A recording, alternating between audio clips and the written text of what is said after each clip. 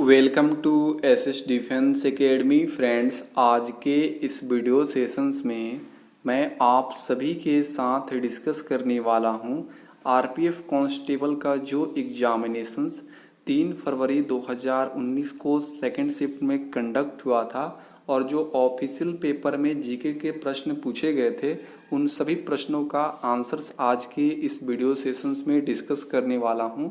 तो वीडियो काफ़ी इम्पॉर्टेंट होने वाला है आने वाले सभी वनडे एग्जामिनेशंस के लिए। जहां पर भी जीके के प्रश्न बनते हैं उन सभी एग्जामिनेशंस के लिए काफ़ी इम्पॉर्टेंट रहेगा। जितने भी इसमें क्वेश्चंस बना है ये लगभग प्रीवियस कई अलग अलग एग्जामिनेशंस में ये क्वेश्चन रिपीटेड हो चुका है ऑलरेडी, तो महत्वपूर्ण रहेगा आप सभी के लिए सेशन।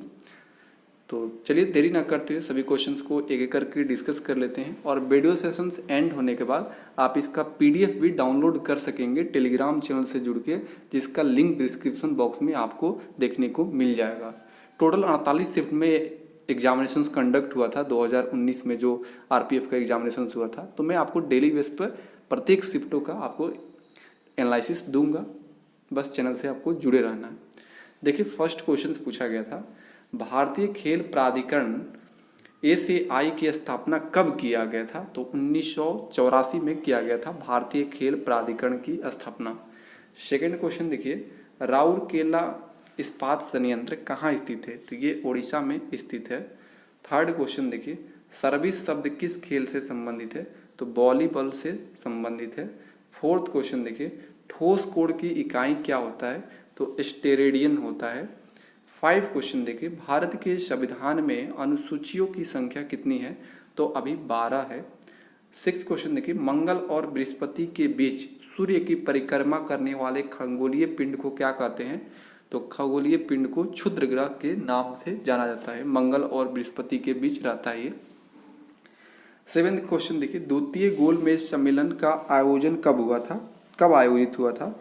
तो ये 1930 में हुआ था और प्रथम 1930 में और तीसरा जो हुआ था 1932 में, तो याद रखिएगा। 8 देखिए, किस नोबेल गैस को स्ट्रेंजर गैस कहा जाता है? तो केशनेन को कहा जाता है स्ट्रेंजर गैस। नेक्स्ट क्वेश्चन देखिए 9th, भारत के संविधान का भाग 6 किससे संबंधित है? तो ये संबंधित है राज्य सरकारें से।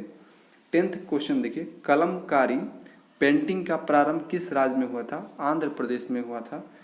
11 देखिए, क्लोरोफ्लोरोकार्बन यानी CFC जो होता है डैश भी कहते हैं, उसे फ्रियोन्स गैस भी कहा जाता है। 12 क्वेश्चन देखिए, भारत का संविधान एक क्या है? तो ये सबसे लंबा लिखित संविधान से इस तरह का ऑप्शन था, तो ये करेक्ट था।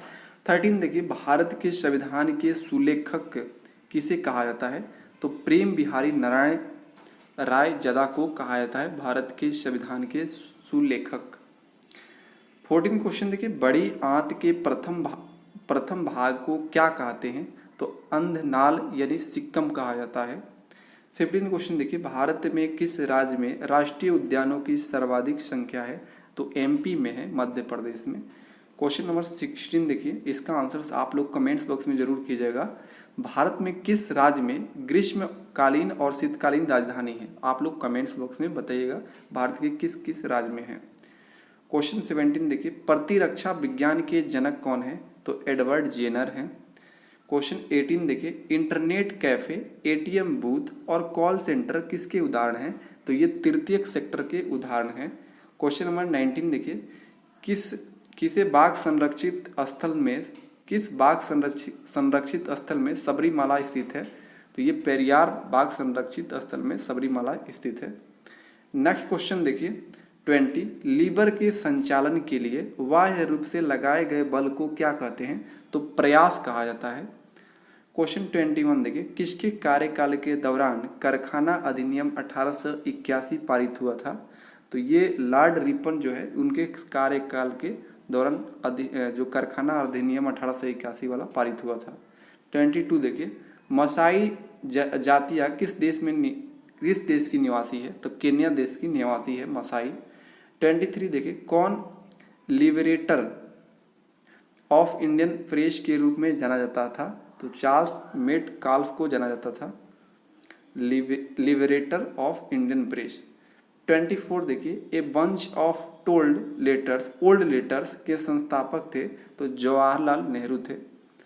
25 देखिए, एरिन्स किसे कहा जाता है तो ये एरोमेटिक हाइड्रोकार्बन को कहा जाता है। 26 देखिए, काफ़ी इंपॉर्टेंट क्वेश्चन है 26। राजीव गांधी खेल रत्न पुरस्कार, जिसका अभी आप लोग नाम याद कर लीजिएगा, इसका नाम चेंज होकर मेजर ध्यानचंद्र पुरस्कार हो गया, ठीक है।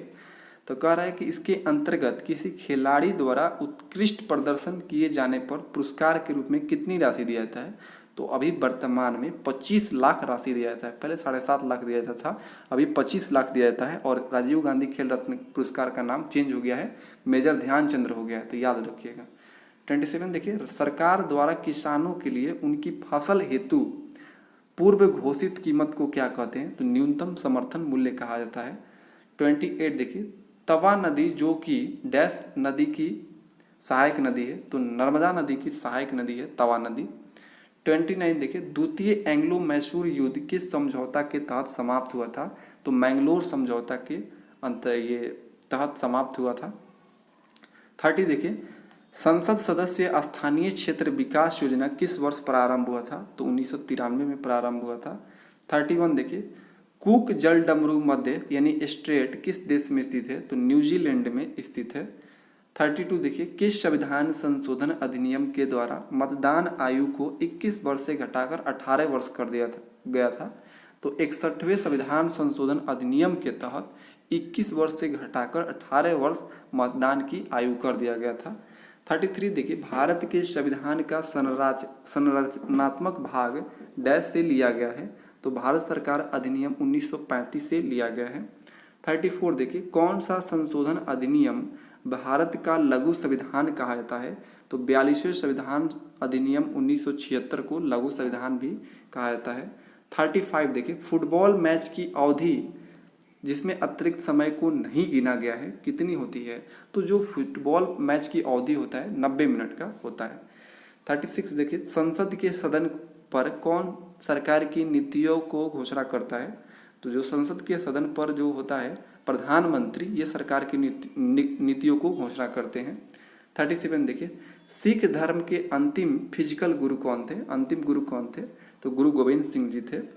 38 देखिए, ग्रामीण क्षेत्रों और छोटे कस्बों में स्वरोजगार अवसरों का निर्माण की ओर लक्षित कार्यक्रम है, तो उस कार्यक्रम का नाम है ग्रामीण रोजगार निर्माण कार्यक्रम। 39 देखिए, मालविका अग्निमित्रम नाटक के लेखक कौन है, तो कालिदास जी हैं। 40 क्वेश्चन देखिए, कौन सा देश पहले फॉर्मोसा के नाम से जाना जाता था, तो ये ताइवान को फॉर्मोसा के नाम से जाना जाता था। 41 देखिए, महात्मा गांधी की अध्यक्षता में भारतीय राष्ट्रीय कांग्रेस का एकमात्र अधिवेशन कहाँ आयोजित हुआ था, तो बेलगांव में आयोजित हुआ था।